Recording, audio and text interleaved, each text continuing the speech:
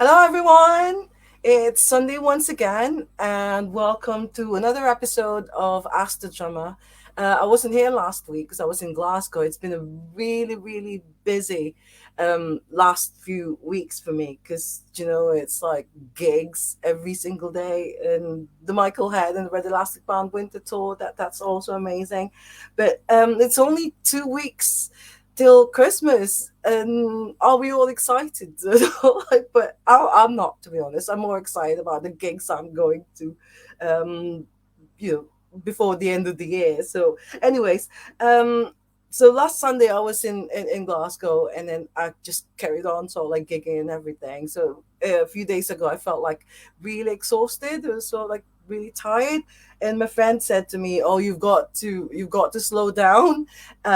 Because he thinks that it's probably adrenaline crash, and that's the cue for, so like crash, adrenaline crash. But anyways, there's nothing better than chatting to an awesome drummer to get me going again. So today I'm really excited to introduce to you this week's awesome drummer.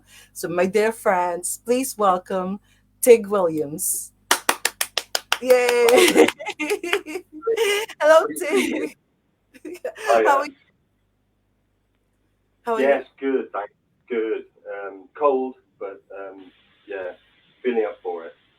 Yeah, it's just really really cold. It's like it wasn't like this last year. I No. don't Um, no.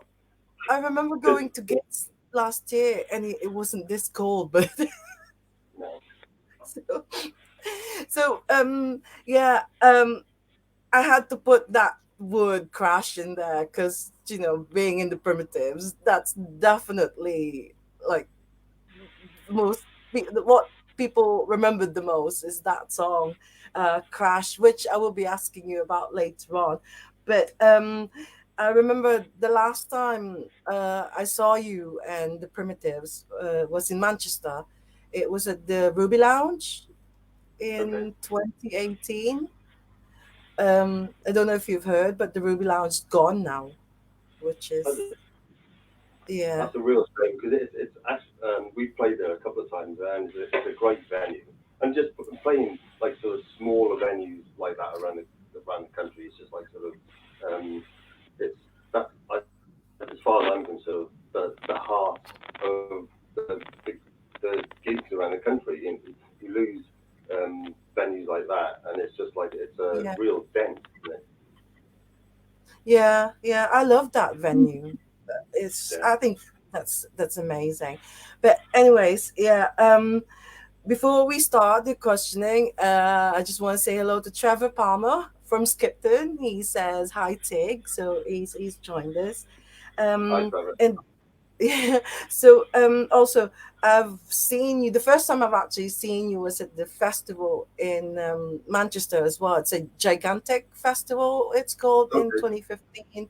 That was also another sort of like brilliant gig, and I really really enjoyed that. But so we'll start with. So I'm gonna say welcome to Ask the Drummer.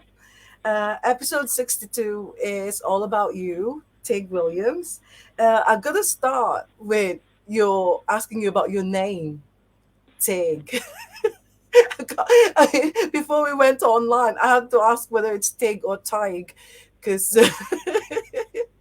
so I'm glad you said Tig.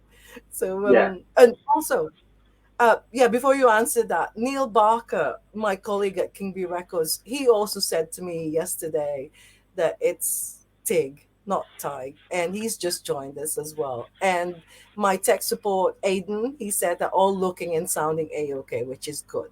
So, Tig, where did that come from? It's a really, really boring answer. It's just like it came from the playground.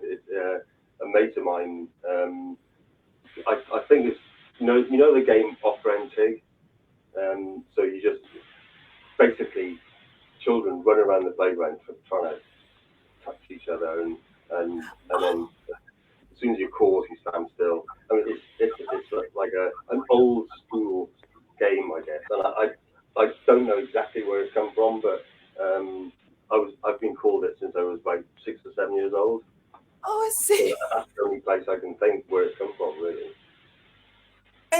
it's not short for anything because your real name is not Tim. No, It's my real name's Richard, so there's no link whatsoever. yeah, And, yeah. and probably I just got away with it actually because the shortened word of Richard is not a name that I particularly want. And it just got stuck. So it's like you call yourself Tig now for since 6 years old. Yeah, And even my mum and dad used to call me Tig. oh, well, talk about your mom and dad. So I've got to ask you because I know that the Primitives, they're a band from Coventry. I saw Yeah, that on Wikipedia, but you're not actually from Coventry. You weren't born there. no. Um, So can you just tell us? Yeah. so I'm originally from Abergavenny in South Wales, um, and as we were saying off air, I was actually adopted at 6 weeks with my twin brother, and we were born in Chelmsford Hospital, um, and my mum and dad um, they couldn't have kids, so they had to go the adoption route, and they ended up with us guys, um, and yeah, it's like I've always known I've been adopted. Um, Yeah. Yeah. Abergavenny is my hometown, um, and yeah, it's just like it's an ace place to grow up as well because it's just like it's you've got mountains surrounding you, and it's just like sort of um, yeah, it's just like you can explore, and that's what I did, when I was younger. Used to get on Yeah. my bike and be gone for the whole day, it was great. So you've got a twin brother. You Yeah, said, yeah. yeah. And is he also? Did you come from sort of like your mom and dad and your brother? Are you from sort of like a musical family or? Well, that's the thing. I don't know. It's like because we haven't like sort of, and not that I've had any kind of interest in looking at my natural like sort of birth mother and father's um, like sort of background. I don't know who they Yeah. are, and I'm not. I, I haven't got any questions either way, really. So I don't feel an urge to find out because as I said, um, my upbringing was like sort of fantastic. My mum and dad, Yeah. Jeff and Wood, and I should say actually, but it's my dad's birthday today. But as I said off air, he passed away in 1989. But the good thing was he actually saw me as a successful musician, which is like sort of which was really really important to me as Yeah. well as my mum and dad because they wanted to have their kids, have some kind of platform for their future, like all Yeah. mothers and fathers do. Um, but yeah, it's just like yeah, So they it's kind you're of adopted. So like yeah. So you're they're actually very supportive of you. Are they sort of like musical themselves? Were they lots of sort of like music being played at home or? yeah, just my mum played the piano. My Oh, dad see. my dad they did a lot of drama. They were in the Abergavenny Drama Society. Um, my dad used to um, sing quite a lot, especially when he used to go to church. He used to raise the roof, which was when I was like sort of younger. It was a bit embarrassing, but looking back, it's just like he did it with passion, which is great. And I think it's they were very kind of humble people, really. Um, they just like sort of went to work. My dad just spent most of the time in the garden. Um, yeah, a few like sort of friends and stuff like that, but he never used to go down the pub and stuff like that. It's just like he was very very content in his own little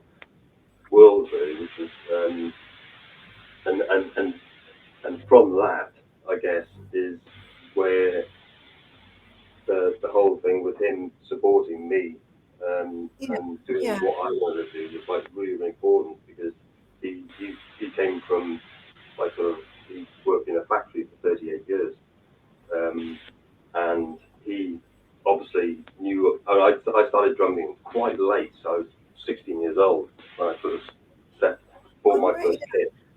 Yeah. It was um, uh, an old Olympic kit that from a second-hand store in Newport, South Wales, and it was falling apart. It was just bits that the tom holders needed welding and stuff like that. But he was a pattern maker in a factory in Abergavenny. So he took all that stuff that needed fixing, um, did everything, brought it back, and I could put the Yeah. kit together the way it was supposed to be, you know. All So he was right. like instrumental in like sort of the beginnings in a way. Um, Yeah. Yeah. I mean, I tell people this story because it makes me smile. I probably wouldn't do it for my kids. Um, it- we I used to like sort of set the kit up in the bedroom, play like sort of weekends and stuff like that. And there's a knock at the door, and it was our next door neighbour who was basically saying, "Can you keep the noise down?" But the next door Yeah. neighbour was my dad's boss in the factory, and my dad said, kind of stood up to him really, and I don't think they got on. I think the boss was not a nice character, but which makes it even um, more amazing that my dad basically said, you know, it's not going to be all day. It's going to be 20 minutes, half hour playing drums. Just let him be, you know, and it's just like I'll make sure that it's nice and quiet and but just please let him carry on. Of course, that could have had like a massive detrimental effect for him in back in work because they it could have made him things very very difficult for him. But he stood up to him, you know, and it's just like sort of I guess he knew that what it meant for me, you know. Um, Yeah. Yeah. Yeah. Yeah. yeah, that Well, and it's like yeah. Before you can start, I add, like, can I sorry. just add that that my dad used to just stand at the doorway in the bedroom and just watch me play. But a lot of and this comes to like the early influences really. Like Clem Burke was like sort of my idol back then, Yeah. and still is. You know, he's absolutely amazing, and the style that the type of drumming he does is probably similar to mine in a way. Um, Yeah. and I my my dad just like sort of was used to stand there with a massive beaming smile on his face because it's just like sort of you know Oh. it's back then you had your record player on and you had to play quietly to be able to listen to what was going on and whatever. But yeah, it's just like it's really really nice memories. And as I Yeah. say, that's Oh. That's in yeah. 1890, a long time ago. Yeah. But you mentioned that you got into drumming quite late. So what was your so like when you were a teenager? What was it like in Wales? Did you go to a lot of clubs or did you go to a lot of gigs No, before you actually got on? You know, before you got it into wasn't drumming? anywhere. And Abergavenny, South Wales, I guess the clubs would have been like sort of 20, 30 miles of Newport, Cardiff. There wasn't anything in Abergavenny. Um, Oh, I I see. guess uh, that made it very, very difficult for bands that were starting out because there wasn't anywhere to play. Um, Yeah. and no nobody in the industry, not that we were anywhere near thinking of because when you start a band, you just get your mates together and you just work out who's going to play what instrument, you know, and it's like we in what we did, we had the first band I was in was called Hairy Cat, and we played a lot of like sort of punk, Pistols, Yeah. uh, like all new wave covers basically. And Yeah. the Yeah. first gig that we played was at Abergavenny Town Hall, which was about 700 capacity. Because nothing happens um, in respect of gigs and stuff in that town, just everybody came to it. So the place was full. You know, so one of Wow. the first gigs that we ever did was a sellout. You know, no one knew who we were, but no one wanted, particularly were interested. They just wanted to go out and have a good Oh, good. time and night out. You know, But you're going to, is there sort of like a moment, a special moment in time? Because you mentioned Klemberg, but is there sort of like, did you see him actually on the telly playing drums that made you think, this is what I wanted to do? Or, um, as soon as I started playing drums, I knew I was hooked. And it's, I think for a lot of musicians, um, it's just like you. I think you gravitate to a particular instrument yeah, that makes you feel natural, you know. And as soon as I started, I actually did my first gig after playing drums for a week, and that was at a school at Stedford. wow, And luckily I wasn't the only drummer, so it probably masked up the mess and the noise I was creating. Um, and it, but yeah, it's just like from the very, and I can remember it now. But my first kit, that's all I thought about. Um, and you can talk to my wife now, and she'll probably say exactly the same. You know, that is drumming is my life. You know, it's in my blood. yeah, yeah. But have you ever had, did you actually go for drumming lessons or did you just sort of like teach yourself? Completely self-taught. I used to sit the uh, at the end of the bed with my stick, air drum. So it's just like Yeah. and learn that way really, and try to decipher and work out, especially like sort of doing um, the, the covers in Yeah, that yeah, in the band. Um, that we were writing stuff, but I mean it's just like what we were 17, 18 years old, and it's just like so we didn't know whether it was any good or not, and yeah, obviously when playing like covers with Clash and whatever, yeah, you try and work out and try and play what Tom Hedden's doing, or you know, and you you do your own version, I guess, at the beginning because you're not technically proficient enough to to replicate studio yeah. stuff, or whatever, you know. But yeah, it's Well, we, yeah, we've got some like messages saying that there is a bit of a sound interference or something. It's like on a CB radio, but I think it's sound fairly okay. But it makes it a bit more like very 80s if it's got a CB radio. I yeah, remember those things in the 80s. same. But yeah. But so, what other bands were you in apart from before you actually joined? Or because I found out on Wikipedia that you weren't the original drummer of the Primitives. No, that's So right.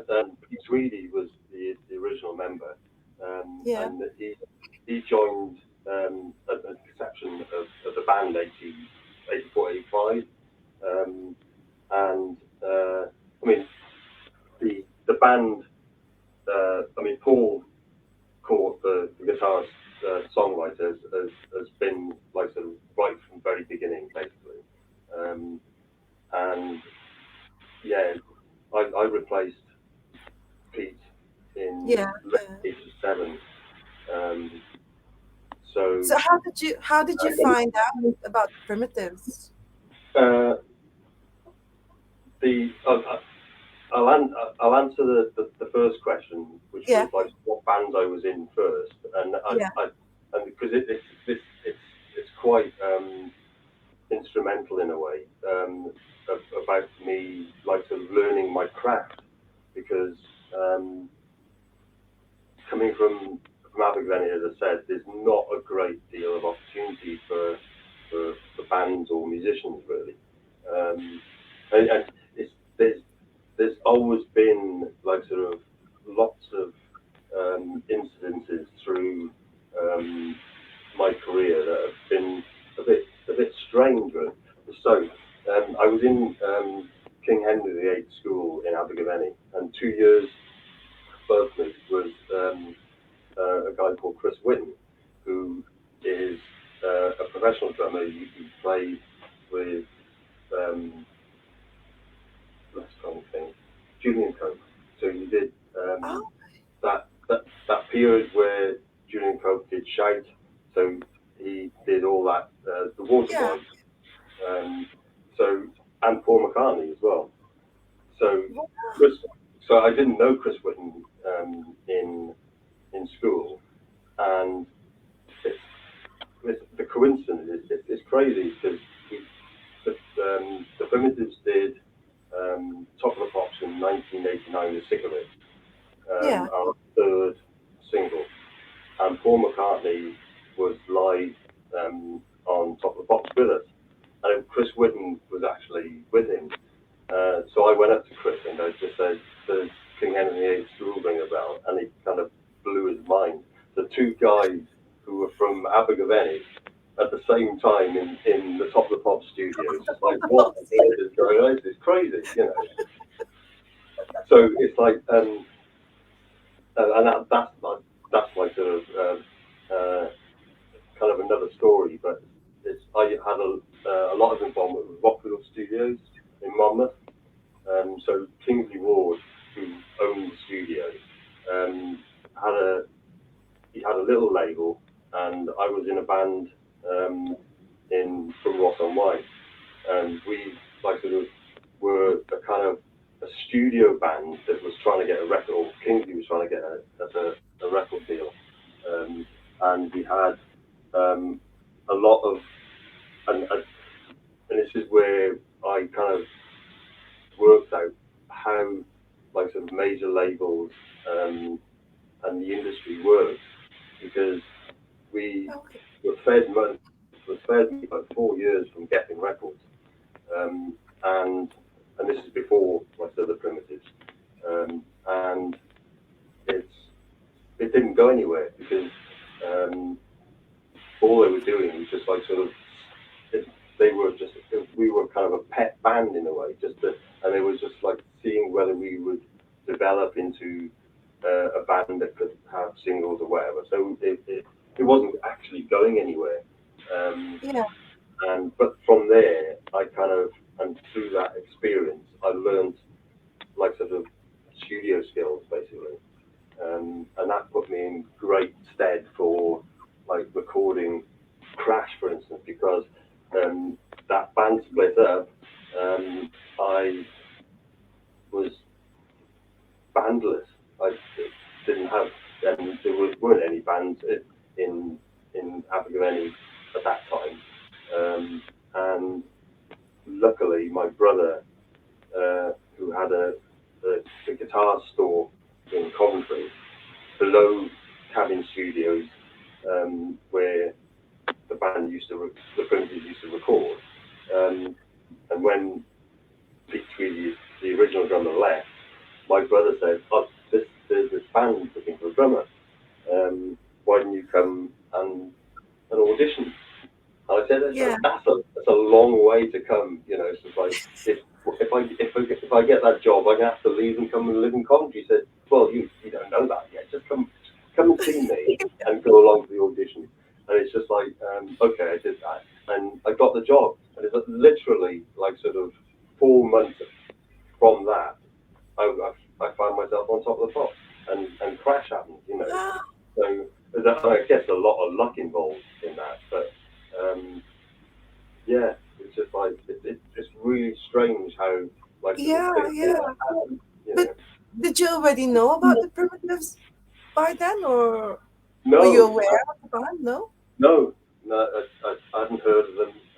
And obviously, at 87 they started to break, and they went on. They threw the flowers on Wogan, um, and because I spent a fair while, a few months in Germany touring with a band um, that they needed somebody, just a session guy or whatever, to fill in because they didn't have a drummer.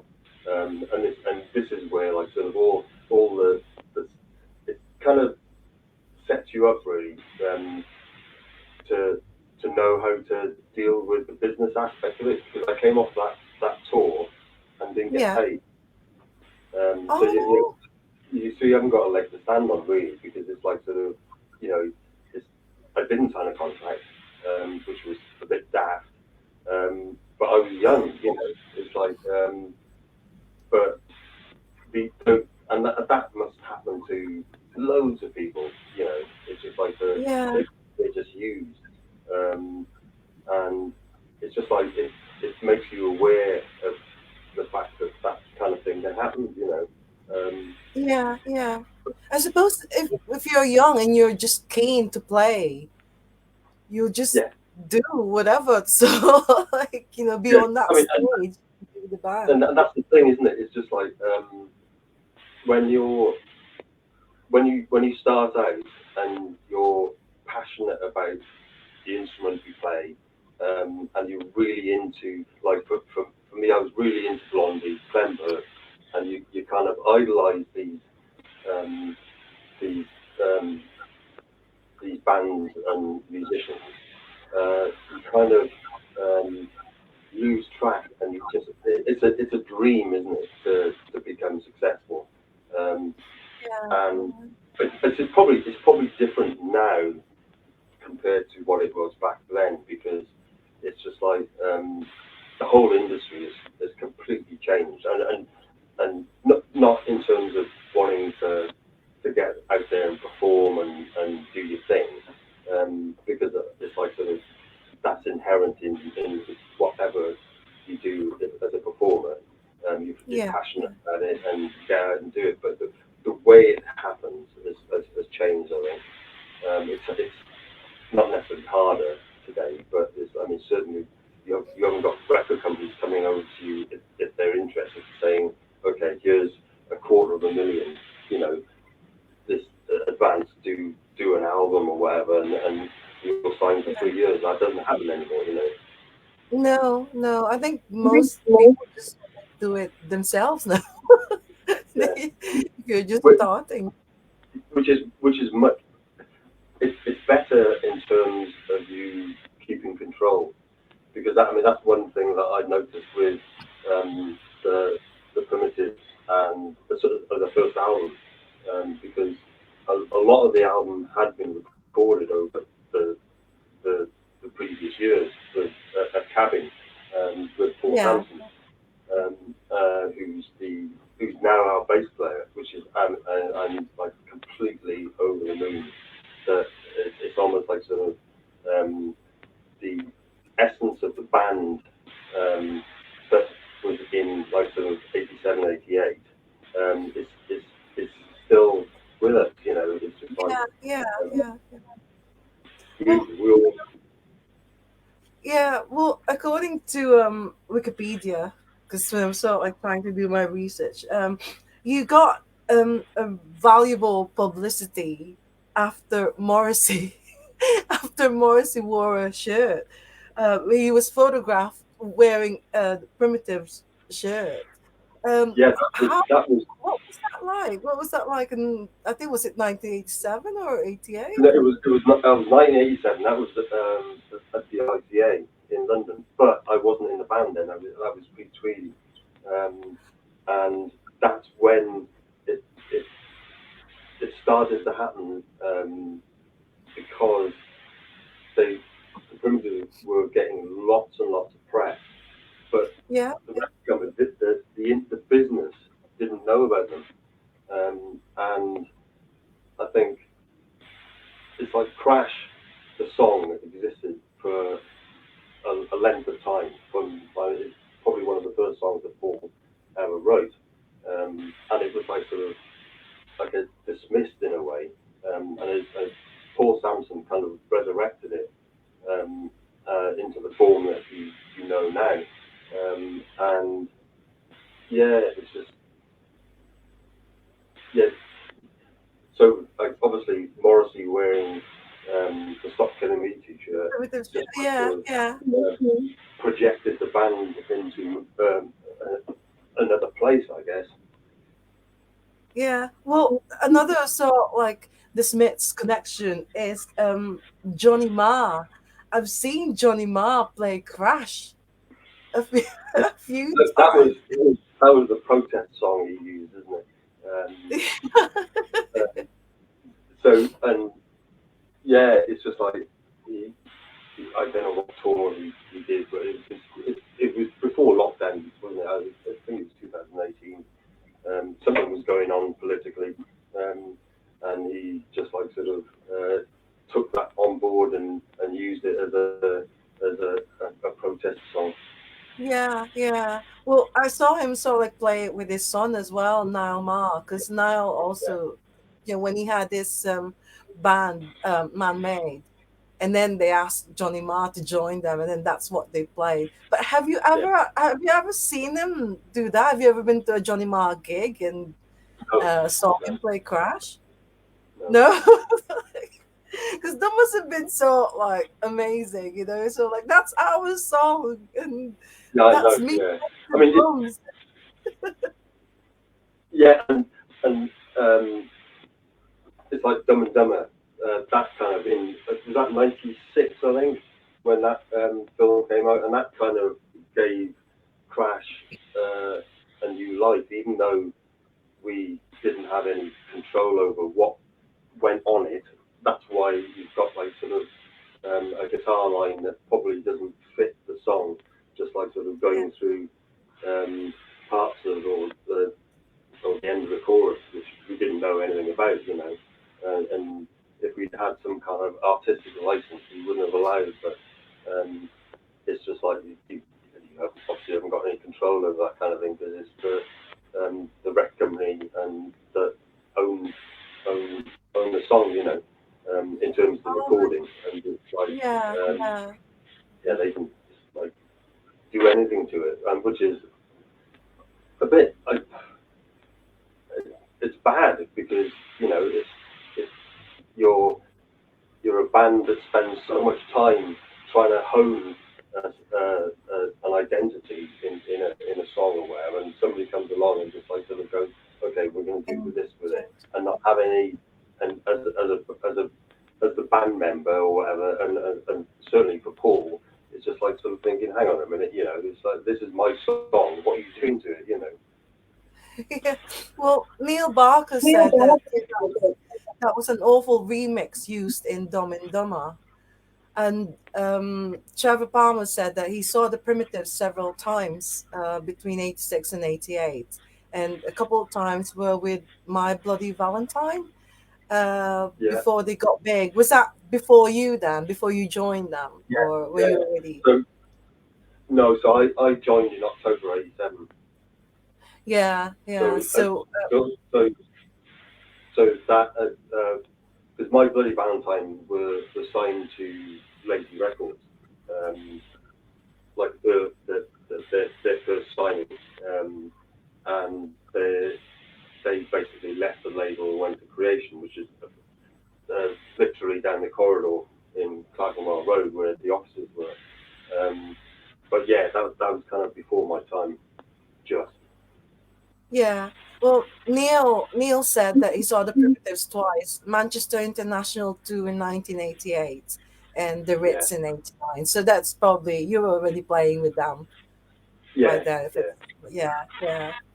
So have you uh did you do a lot of like touring outside the UK when because I know that the band like were gone in 1992, but during the time that you were with them, did you go to places like Japan or Yeah, America? Or, yeah.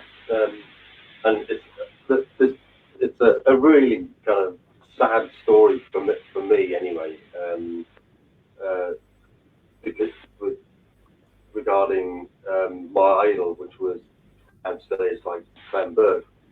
So one of the first times the Primitives went to the States, we played the Roxy on Sunset, and Okay, um, yeah, yeah. so Clem Burke and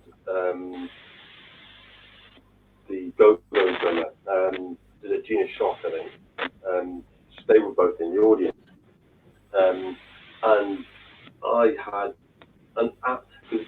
Back then, it's like technology for a drummer was in its kind of early stages, I guess. And I used to use like sort of not backing tracks, but just like sort of samples or stuff like that. And I had a sampler that stored about 16 seconds of information, which is absolutely nuts. So you have to be creative, storing all the stuff that you needed on for a show onto a device like that. And of course, you had to make sure that when you went on stage, everything was working properly. So what had happened is like the previous band or one of our roadies had unplugged my stuff and hadn't rebooted the gear. So I went on with all these lights flashing on and off, and thought, and just freaked really, and it's like, and Clem Burke and Gina Shock were in the audience, and basically I think I must have panicked. I had the worst gig ever. So I played, and the band members, Paul and Tracy, met Clem Burke afterwards, had photographs and stuff like that, and I felt I couldn't do it because I had such a shocking gig. I knew it was like sort of that it was crap basically, and I just No, thought that I chickened out really, and yeah, it's just like it's sad, but perhaps you shouldn't meet your idols. Perhaps that something was getting in the way. oh no. Oh no. So you never had the chance to sort like, say hello to him No, and no, have a photograph and with him or well, I something? made it, and I guess it's like if I mean, you obviously these days you like sort of there's lots and lots of content that you can like the YouTube or whatever, you can Yeah. like sort of follow uh, the people that you admire and whatever. And I think in a way it's quite good really because it keeps the mystery there. And Yeah. for me, I think that's really, really important. So that keeps that spark alive in a way. Yeah. No, I like meeting. I like meeting pop stars. I had a photograph. I actually asked for a photo with you when I saw you at the Ruby Lounge. I was like, "Can I have a photograph with the drummer, please?" The photograph on Facebook? Well, yeah, that's you actually you came out in 2018, which I was really pleased about. So I post all my photos with pop stars and musicians Right. and everything on Facebook and on Instagram as well. But anyways, yeah, I've got to say hello to Giorgio Mabalat. He said hello, Sir Tig and Crash. Well, I have to say, Crash is such an incredible song because it's like famous all over the world. In the Philippines, where I'm originally from, that's just that's massive.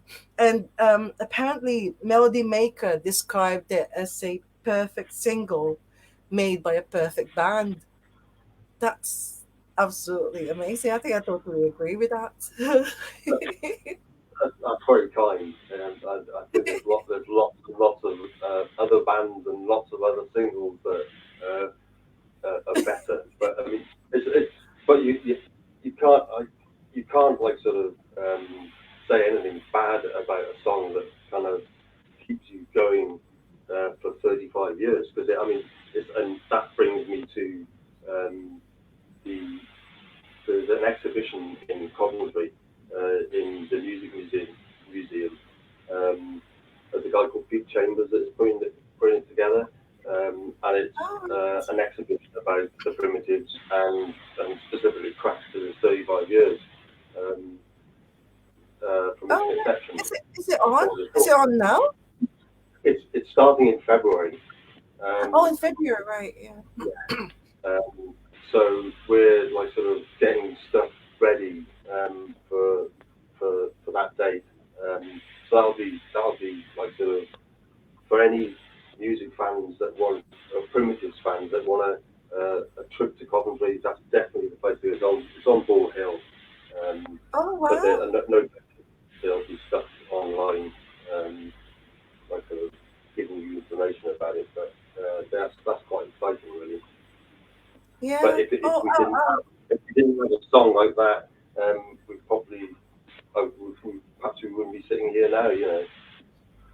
Yeah. Well, Joshua is originally from the Philippines as well, but he now lives in Nottingham. So he's watching from Nottingham, and he said that's his favorite song, "Crash" as well.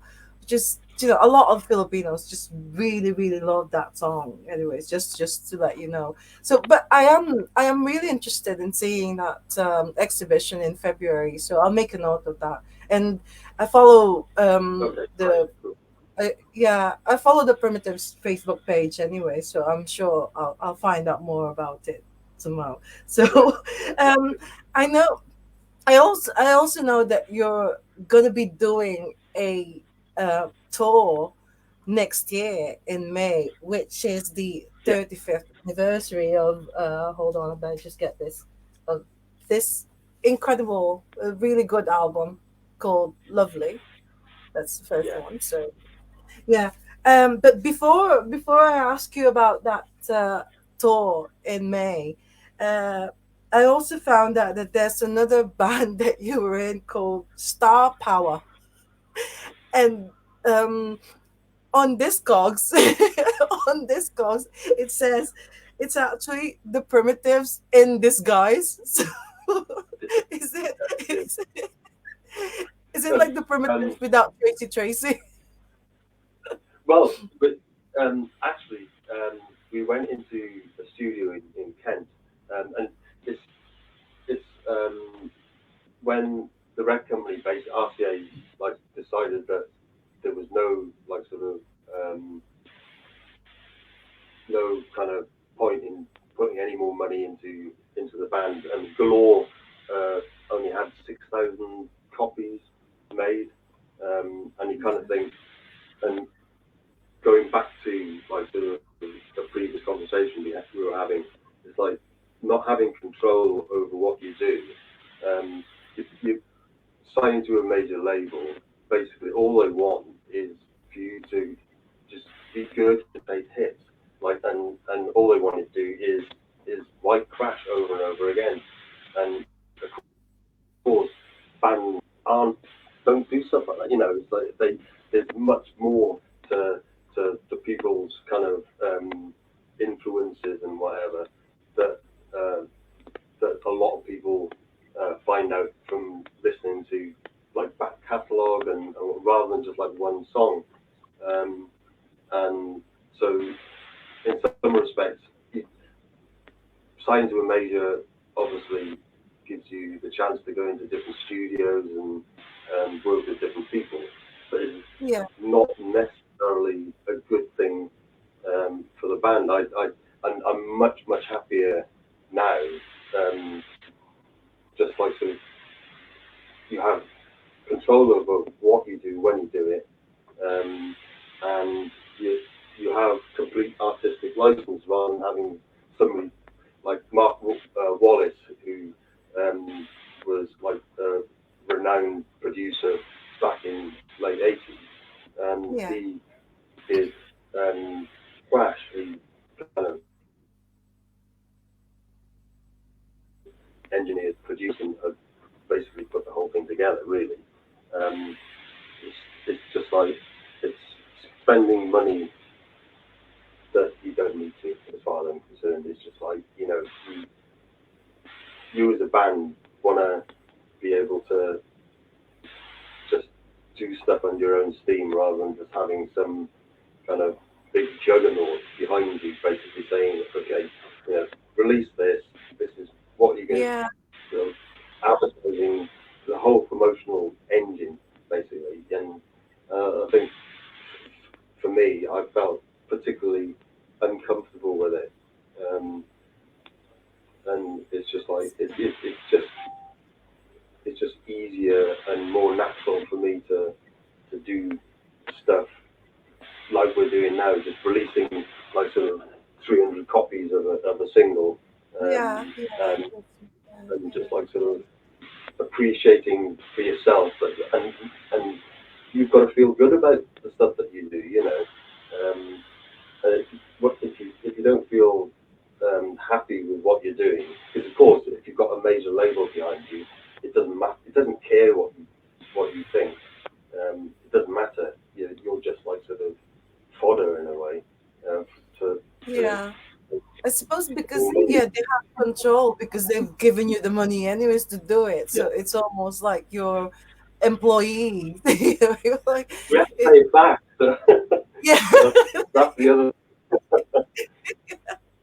So Which is the you downside. are yeah, so you are gonna be touring next May, which I'm really excited about. I looked at all the at the cities that you're going to do. It's like an 8 date tour. There Yeah. isn't a Manchester one, but I'm thinking maybe Birmingham or Leeds. And uh, Giorgio said that please come to Nottingham because I don't think Nottingham is one of the cities No, that it's you'll not. be. No. Maybe, yeah, maybe next time. So, uh, well, do you want to sort like just talk something about say something about the upcoming tour in May because it looks amazing because it says that you're also going to be doing an acoustic set of Lovely. Yeah, I mean, it's basically the. I mean, it's difficult, isn't it? Because when you've got an anniversary or whatever, and Yeah. to, to to go out and just play the album in order, front to back, um, Yeah. it's kind of a bit boring, really. And it's kind of you've got to make it exciting for yourself and make it exciting for your audience. So I think we'll that we'll probably just like sort of play the songs that we're passionate as a band now playing live, and then just like sort of slot in some acoustic numbers off Lovely, um, just to you know pay homage to the album, I guess. Yeah. But Yeah. yeah, I'm really looking forward to it. Yeah. I'm really That's excited. It's not like hearing an acoustic version of Crash. So, like, that's what I mean. It's and not like exciting.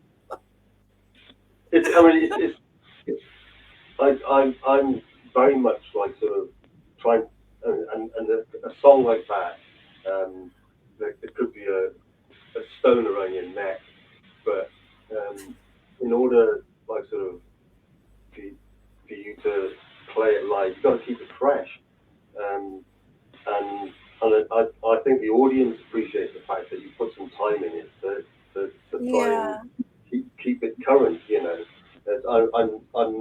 I'm not somebody that wants to like sort of um, just live off the fact that that was a hit 35 years ago and just like leave it at that. You know, it's just like Yeah. you as a musician, as a performer or whatever, you've got to keep yourself like sort of um, fired up.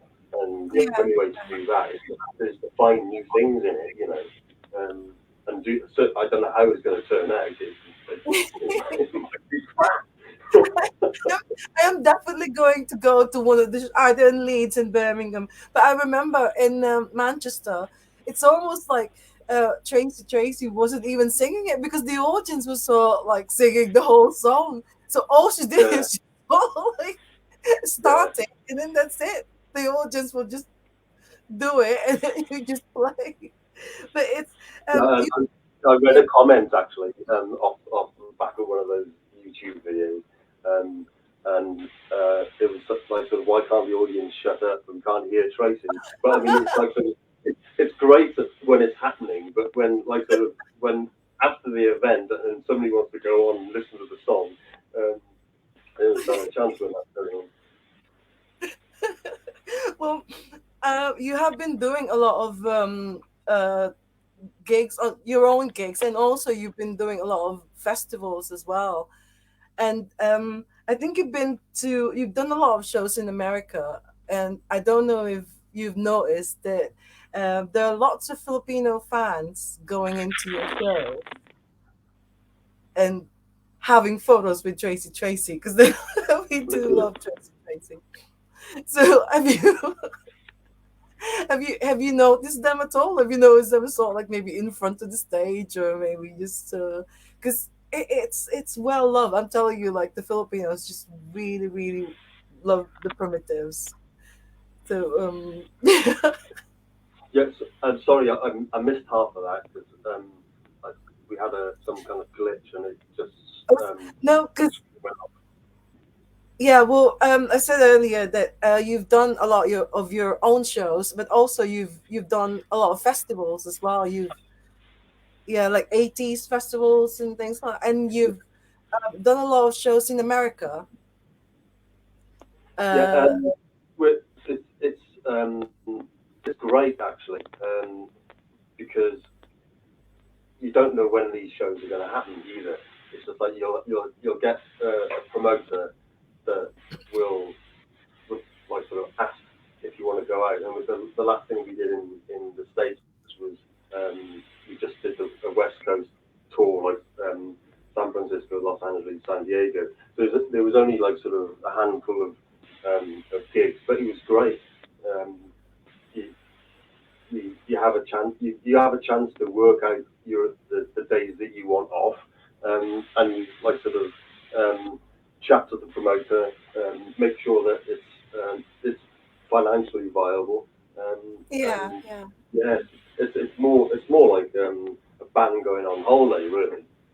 Oh, God, so would you say that touring America now is better than sort of like touring America in the 80s when when you did it, like going to Roxy or something? How would you compare touring nowadays? So I mean, we did a bit. We don't do the touring that we did back in the day. One, the expense, because we toured the states in I think it's '89 with the Sugar Cubes, and that was a 6 week tour, starting in Phoenix, Arizona, um, and just worked our way up the west coast, into Vancouver, right across um, into Quebec, and then Boston, New York. And that was on a Greyhound bus, and that was just ace. What an amazing way to see America, you know. Um, yeah, but now it's just like with the last um, few years, we've been to Japan a couple of times, and we got asked to do a couple of shows in Tokyo. I think it was 2017. I might be wrong, but it's great because one thing that I love is back in the day, you never had a chance to talk to your audience because you did your sound check, you went back to the hotel, you go on stage, get back on the tour bus, and you go to the next venue. You know, and now it's just like sort of it's much more relaxed because you can stay after the show. It's up to you when you get on the bus, you know, and you can chat to your fans, which is like sort of the most important thing. yeah, yeah. And do you also get a chance to sort of like tour the place or do a bit of sightseeing in between shows and If you go to a place that you're like sort of looking forward to going to, you make sure that you've got a bit of time off, a day or yeah, so where you can look around, you know. and get your head out of playing music and get involved in the culture and stuff like that. So you're basically the band basically sort of like okay for the fans to sort of like ask them, because like what I was saying before, I've seen on Facebook photos of Filipinos so like with Tracy, and I just thought, oh my god, it's just really, because we are crazy about sort of like having our photos with it with these musicians. So the band are okay with it. Um, you Yeah, know, assume you know that's okay. I mean, It's not like no Tracy what. does a Tracy Yeah. does a really good job, and it's just like sort of I think we all realise that if it wasn't for the fans, and a lot of them have stayed with us from back in the day. If it wasn't for them, we wouldn't be doing it. Yeah. We like, you don't do it for money anymore. It's like when you're 16 years old, that's what you dream of, and you don't know what it entails in a way. Um, but Yeah. it's like when you, when you're in the industry and whether you play for, I much prefer playing venues that are smaller, like 200, 300 capacity venues. Probably will be able to fill much more than that anyway. But it's just Yeah. it's up close and personal, and people can, you can see people's faces and they can see yours, and that's what it's about. Yeah, it's true. Yeah. Well, and also you're still continuing to sort of like release new material because you've got a new single out as well, haven't you? Yeah, You've got a new one, so yeah, it's not just sort of like doing Lovely and Crash over and over again. It's like you there's quite a lot of new stuff in there as well for some fans. I mean, we actually like hearing new material from the band. Was as much as we love hearing Crash, it's yeah. always good to hear new music as well. So, It's so important. Otherwise you just like turn into a tribute band of yourself. It's like yeah, for me. It's like it's really, really important to keep things like sort of current, um, and that's what fires you up. It's and I don't know when to start, but the new single, Paul wrote the song, throws it over to me, and because I don't live in Coventry anymore, so you'll send the song over for me to yeah, listen to. And actually, I've got a garage where, and the great thing about where I live is like there's no neighbours, so I can play every day. So and that's, okay, I've never been able to do that. So I've got a garage with the kit set up, and I can go down there whenever I want. And actually, it ends up being like sort of most nights really.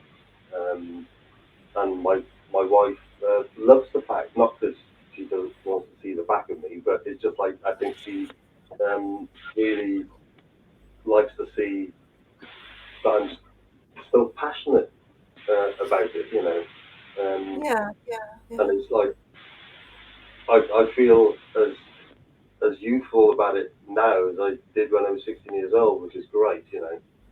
yeah. But so they, So that song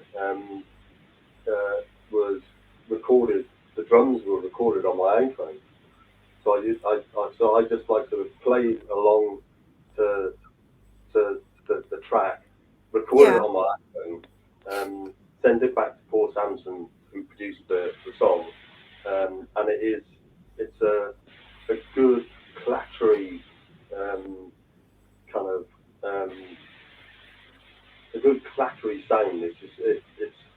And it really, really suits the song. And that's the yeah, good thing about modern kind of technology, is that you can um, give like sort of somebody who has the skills to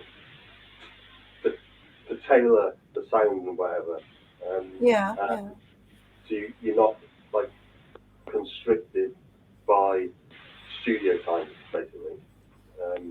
I was gonna say it's all different nowadays. You don't have to be in one studio, like all of you in a studio and recording it. You can actually just do your own bits, Yeah, and then yeah. someone will sort of like put it I mean, together. in an ideal world, I'd love for a band to be in the same room, um, just chuck your mics up and just play, and not not to be reliant on technology to sort stuff out. It's I think um, the Primitives and a lot of bands from 80s, 90s that started out in rehearsal studios and stuff like that. Yeah, It's important to feel like you've made a contribution performance wise. You know, you've got to be able to um, release emotion through your instrument, and the only way you can do that is to play it, you know, consecutively and to get it and to hone it, not to yeah, go, oh, this is the verse, oh well, so you have that bit. But I think this might be the chorus, so you play the chorus and then you just bash it together, you bolt it together and make a song. It's just like I wasn't like sort of brought up, you know, musically like that. I like to know that I can start and finish a song, yeah, and yeah, then mistakes in there and stuff like that. But it's the whole kind of effect of it. It's the performance that matters, you know. yeah.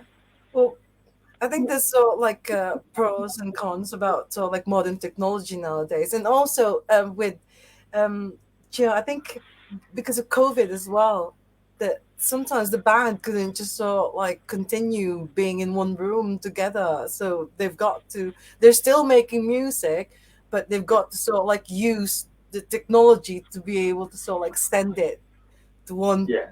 one band member and then just sort of like do it like that. But anyways, I'm gonna say hello to Jenny. Jenny's from Manchester as well, and she said that I was at the International too. So yeah, Jenny Stevenson saw you at the International. So Okay. Cool. yeah, it's really good. So I, I, I remember, I remember that gig. Was that that was 2018? Was it no, I think 2017? International too. That's in the 80s because International again. That's gone now. So sorry, I'm thinking about Gigantic. Yeah, yeah, no, Yeah, yeah.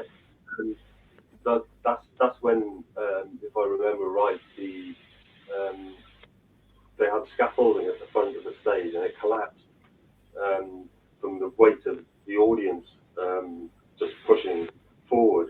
Um, it's okay. like it, just thinking back to the gigs back then, they were just like sort of absolutely incredible. The atmosphere was just incredible. We did a promotional gig for Crash on Great Portland Street, and it's a pub that held 100, people. Seven, 800 people turned up. Obviously, not everybody could get in, uh, and we had like sort of Crash chocolate bar as promotional items for the single. So Yeah, we yeah. just went along the whole queue, just giving people who couldn't get in, just like sort of bits of merchandise for free, you know, just for showing some interest. So Oh, yeah, good. it's just it's a fun memory. It's a bit of a Yeah, blur back, but yeah, it's just like yeah. no, it was Well, great. Neil Barker said it was 1988 at the International, but Jenny Stevenson also said she was at the Gigantic too. That's in 2015 because I was in that one, and I Right. think it was Echo and the Bunnymen were also like the headliners. And That's I right. remember you came on at 2 o'clock in the afternoon. I was all like thinking, I was like, this is way too early for so. But I can remember that because we came on at 2 o'clock, and yeah, yeah. obviously all the stage lighting and the venue lights were off. So we thought, um, like sort of 2 o'clock, there isn't going to be anybody there, and the lights. came on, and it's just like the place was rammed. Yeah, yeah. I really, really enjoyed that gig. Yeah, yeah, I did too. I remember, I think it was Gang of Four who played after you as well, and it was just, yeah, it was really packed. But anyway, because it's nearly so like after 3 o'clock now, I've still got a few questions I wanted to ask you. I don't remember seeing you twirl. Do you twirl when you play the drum? Do you go like this and then boom? Um, so uh, I sometimes throw sticks, Oh, do and you? Oh, I tend to catch them. But okay, so I can twirl, so I'll do some twirling this tour in May. oh, brilliant! Yes. Obviously not during the acoustic version of Crash, because there won't be any. You never you never know. Yeah. Well, I really look forward to that one. And you mentioned Clem Burke as one of your drumming heroes, but I've got to mention this because Jet Black of the Stranglers recently sort of like left this planet. That's really sad. So was he one of your drumming heroes as well? So I, to be honest, it's that I was so into drums and drummers. I would listen to, and I still do. It's like we go to the family go to a festival in South Wales in Crickhowell called Green Man, and it's oh with this sort of up and coming like sort of indie folk bands, yeah, um, yeah, and it's just I really really love just like sort of seeing like sort of really really proficient drummers or drummers that are just starting out because they all have their kind of styles, um, and if you're passionate about what you do, you, yeah, for a long time I used to think I don't, and going back to that the question about did I have any lessons and stuff, I I've always been like sort of I don't know, I've never thought like sort of rudiments and stuff like that were that important. So I just like sort of go out and do my thing. But of course, you find out that they are incredibly important, yeah. because actually they open doors. Even like sort of just like single strokes, double strokes, paradiddles. Just Paradiddle. if you just stick with those, Yeah. and and you practice them in all their forms and shapes, um, it's it's endless what you can do with them, you know. And yeah, it's just like uh, yeah, it's really really important. Yeah, So yeah, yeah. just So you do watch drummers when you go and see when you go to a gig or when you go to a festival. Do you sort of like watch them of and see course, what of, you of do? course, yeah. And Yeah. I want to show you an album, Sandy Nelson. So that's the whole point. It's like I don't know whether you can see that album or not. Yeah, yeah. Let there be. Oh yeah, yeah. Let there be drums. There'd be drums, and it's Yeah. and Sandy Nelson is like sort of along with Hal Blaine. It's like Oh yeah, yeah, yeah, is Clem Burke's like sort of influences, yeah, and yeah. you listen to stuff like that, and it's mono, so it's like sort of early '60s or mid '60s, All and right. that's what I in my head I try to replicate when I play stuff. It's like you almost have a kind of clattery, shambolic kind of energy to stuff, Yeah. and raw, and that's what I like about bands that are starting out is that they they haven't honed it. It's not too pristine.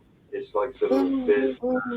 more edge to it, and that and and for me, it's like sort of it's trying to um, sound professional and sound that you can play the drum, but you've got an edge, you know, Yeah. and trying to not don't be steered towards like sort of um, trying to be as technical as possible. It's trying to keep Seem also. Yeah. that energy and that kind of that dirt, I guess. Yeah. Because a lot of people like sort of when they start out, um, that energy is there because it's just like it's raw. It's from the soul, and when you start like learning your craft, you start learning how to tune your drums properly. You choose your cymbals for Yeah. Yeah. the time that you want to play. Control your. Yeah, you start narrowing that band, and it's just like, nah, don't do that. It's just like just keep it keep an element of rough and ready, I guess, and Yeah. that's what that keeps the energy going, I guess. Well, I'm definitely going to keep an eye out for a copy of that Let There Be Drums because that sounds interesting. I don't know if it's one of those rare ones that cost a It's lot of quite money. good. Yeah. But Jenny said that she'd like to see twirling as well, so I think she's gonna go and see one of your shows and Okay, hopefully good. I'll definitely you start get. practicing. I might end up Yeah. on the floor. I don't know. But Well, and Giorgio said that it would be great to hear the acoustic version of Crash. I'm also looking forward to that, Giorgio. So hopefully I'll see you in one of the gigs next yeah, year. So, um, any well, I call drumming disasters or accidents that you've had, when you're in the Primitives or any other bands. Have you ever had like, did you fall well, off I the mean stage? yeah, and there's plenty of things where like sort of for some odd reason, I mean, I didn't go out to do this. I don't hit the drums as hard as I used to, but back in the day, I used to be a bit of an animal, really. So I used to break cymbals, break snare drums, like break the lugs on snare drums. Oh, Um, good. and yeah, so that they weren't disasters, but it was just like sort of having, if you didn't have techs around and stuff like that, you'd be Yeah. stuffed. You know, you'd have to get through the song and then just like sort of say to the rest of your bandmates, like, hang on a minute, I just need to put my drum kit back together, you know. Oh, Um, but the the one that I feel most about is that gig that we had in on Sunset with Van Burke in the audience. Um, yeah, yeah. so that's kind of stayed with me for I think and perhaps one day I might meet Van Burke and Talk to him about it, and maybe he but, remembers it. um, but yeah, no, it's apart from gear falling off risers and stuff like that, it's like not really. It's like I'm very much because I mean that's a good point actually because I think I can't remember one of the guests that you had on talking. One of the questions you asked was about using um, either house kits or letting other people use your kit, you know, Yeah, and especially if you're doing festivals and stuff like that. Um, to keep things easy, you just take the bare minimum and use their kit. So yeah, yeah, I think you've got to um, you've got to relax around the fact that you might not be using your own gear. And of course, if you're a guitarist or whatever, you can take your guitar and feel completely comfortable playing the instrument you're familiar with. But with drums, it's like that. That you you've got to feel comfortable, you know. yeah, And yeah. the Have more you, the more different drums you play, the better, I think. yeah, but have you ever sort of like let other drummers use your drum kit, and do you feel sort of like precious towards it that no, you can't No, sort of like, yeah, I think that's in an ideal world, um, you, every drummer would go, I want to use my kit.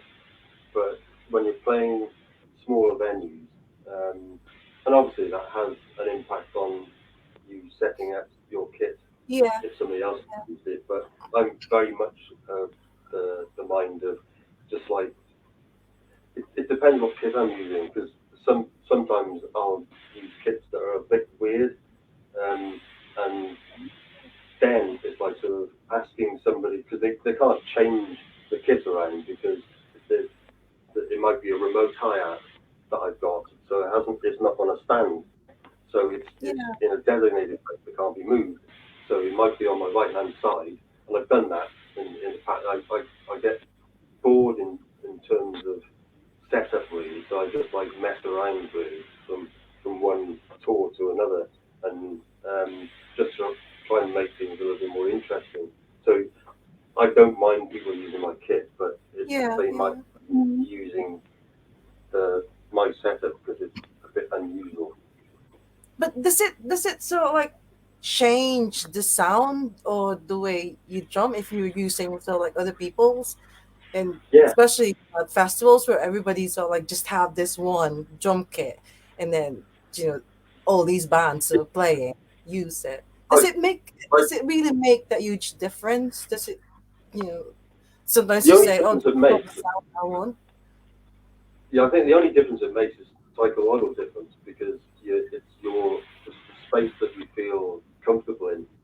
And if you're meeting a drum kit for the first time, you want to get on, yeah, and it's like yeah, yeah, it's just feeling that you're comfortable playing the kit that is in front of you. That's the Yeah. main thing. But and it's more psychological. And I know it's like a lot. If you ask drummers what pedals they use and what sticks they use, and there'll be so many different answers because they they've got to a position where they're happy with a particular feel or a particular product.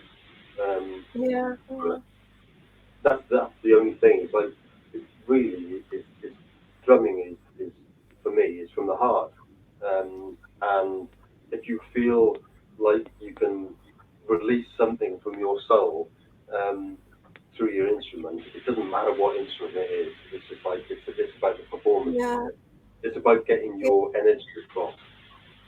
Yeah, that's true. That because last I think it was Thursday. No, yeah, last Thursday I went to see the Chameleons in Okay, Liverpool, and the support band was the Membranes, and they always okay, have this like, two drum kits on stage, which is sort of like thinking, oh, they've got to be sort of like different setup because maybe the drummer of the Membranes will can't use the drum kit of the Chameleons, so yeah, it's like two of them on the stage, which looks so like really cramped. But then, of course, yeah, when the Membranes finish and they had to take out everything, and then yeah, it becomes like, yeah, the stage is like clear. There's only one drum kit there. So it's yeah. like, But it's mainly about like sort of the logistics of it. It's like sort of is there space for you to set up a kit? And of course, when you do festivals, you have um, two, three, four risers backstage where you can just set your stuff up. All the mics are in position. You just roll on, and that's it. yeah, So it's a much easier way of, of combating the use of your kit or a house kit. But when you're playing a small venue, um, it's like it's, there's not enough room for bands just to stand for, on the stage, yeah, let alone to have their gear and then think about somebody else's gear going on there. So you have to be like sort of you have to be nice and help each other. And if that yeah. means like sort of you using somebody else's kit or vice versa, that's what it should, and that's how you get to know other musicians as well. And when you're with other drummers, I've asked this before with sort of like some of the guests, but when you're with sort of like another drummer or maybe a group of drummers, do you always talk drums? Do you always sort of like, uh, do you give tips I to each try. other? Or I don't know. It's like I try not to be too boring about it, because it's like sort of. I think drumming is a very, very personal thing, and I'm not. I'm no technician, and I'm not. And in some respects, I wish I was a little bit more nerdy about it.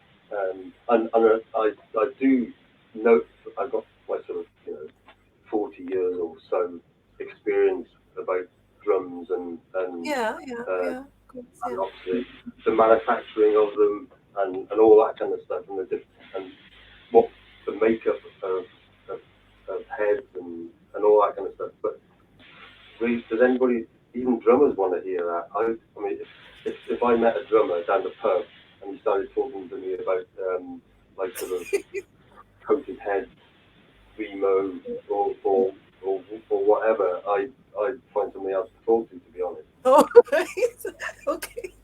There's far more interesting things in people's lives than like Talking about those so, things. certainly, and I think like sort of it, with not just drummers but musicians is what's more interesting is talking about influences, um, and how they what where they where they've got to. It's like sort of Yeah, their journey in a way, and that's when you can learn stuff.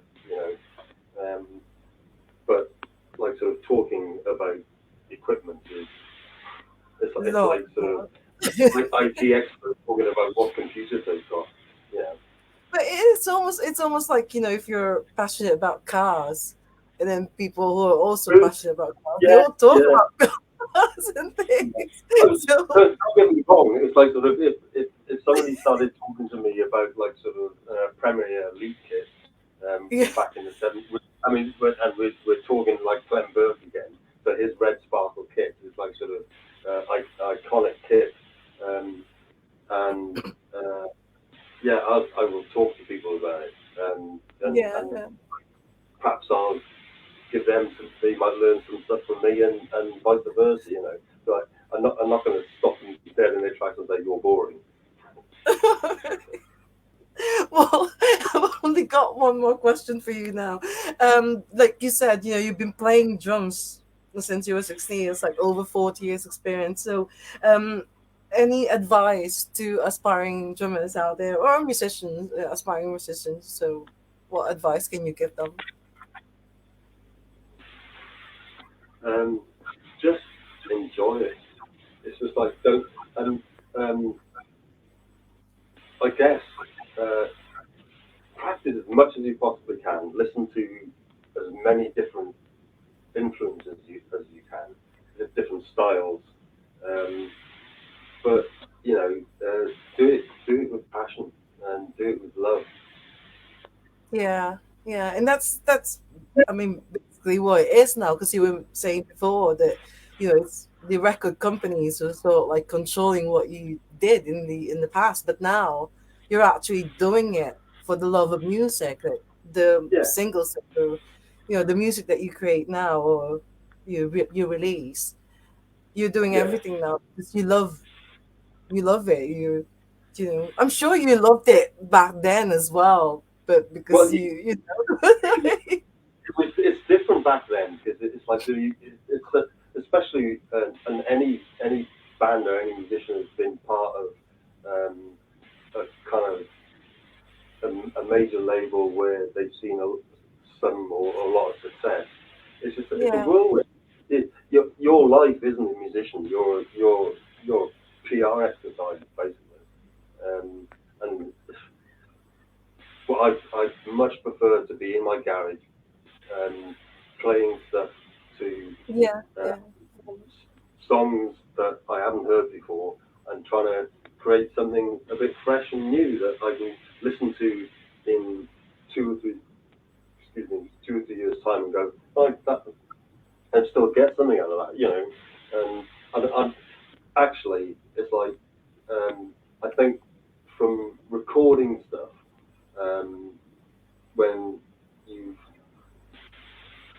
you kind of think recording music is only recording sound, but of course the art of it is recording soul. It's that untenable part of recording. So Yeah. you create something you can't hear, but it's a feel, and that's what gives it longevity. It's like sort of, if you've done a good performance, it will last forever. Yeah. That's it's very good. That like Crash will last forever. Like, I really love that song. But if yeah, do you want to just sort like tell your friends, and because this is gonna be on YouTube later as well. So if you want to just sort like invite them to the 35th anniversary of lovely UK tour in May. Do you want to do that?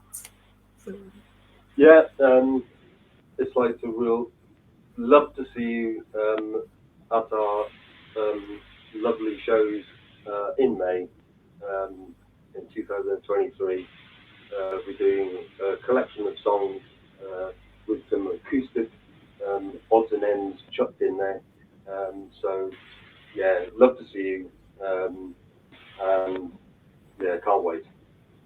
yeah, I can't wait to. I'd love to see that. I'm sure I'll see some of the people who joined us live. So Jenny, Neil, Trevor, and Jojo. I'm sure I'm gonna see you in one of those the Primitives gigs in May. Yeah, and just say, and thanks you guys for logging on and being part of it.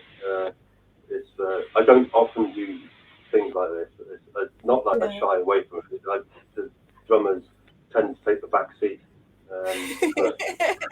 But Yeah. yeah, Well, that's glad why we, I wanted. That's why I wanted to do this as the drummer because I've always wanted to sort of like hear what they've got to say, what the drummers got to say, and it's most of the time it's the singers and the guitarists who sort of like do the talking. But you're not on Facebook though, are you? You don't really do I Facebook. don't do No. social media. No.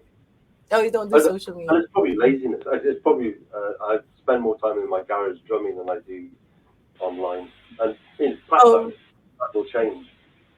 yeah, you should do because it's nice to be so. Like, I mean, you were talking earlier about sort of like the mystique. I mean, I know I've seen a post earlier from a musician saying that maybe in the past there's always this mystique that you don't that you just see them perform and then that's it. But nowadays, because of social media, you actually know what they're having for dinner or what they're. But I Yeah. love all of that.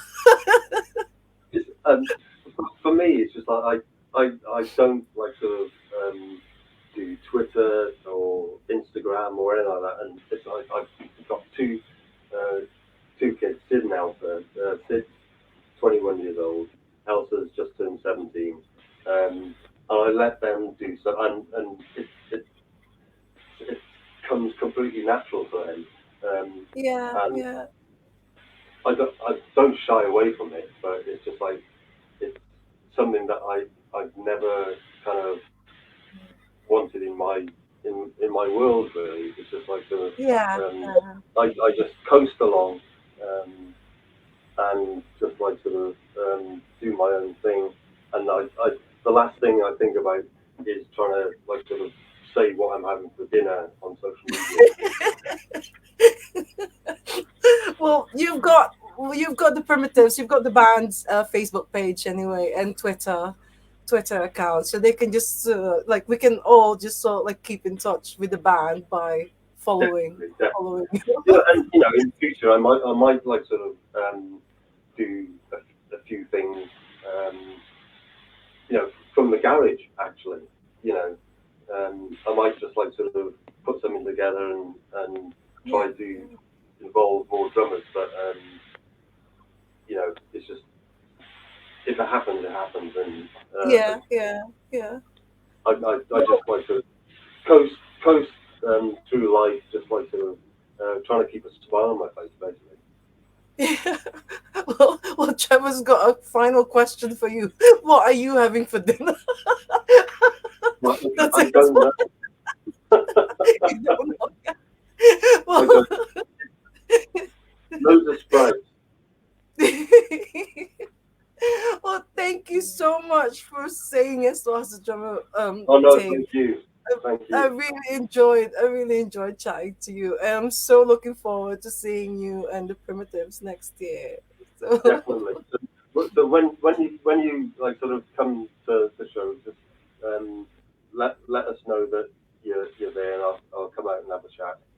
yes, yes, please. I will do. I will. I will do. And have a photograph with you as well. A new one. And the rest of you guys as well that are here. Yeah. Well, there you go. You've heard it. Just let them know that you're there, and then if you And want. if I had a stick now, I could do some twiddling actually.